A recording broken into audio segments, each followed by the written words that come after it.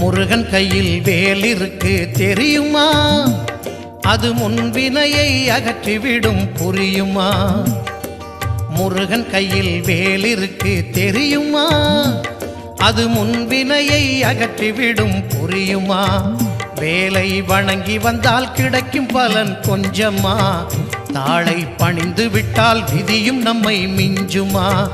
வேலை வணங்கி வந்தால் கிடைக்கும் பலன் கொஞ்சமா? தாளை பணிந்து விட்டால் விதியும் நம்மை மிஞ்சுமா? அந்த முருகன் கையில் வேல் இருக்கு தெரியுமா? அது முன்வினையை அகற்றிவிடும் புரியுமா?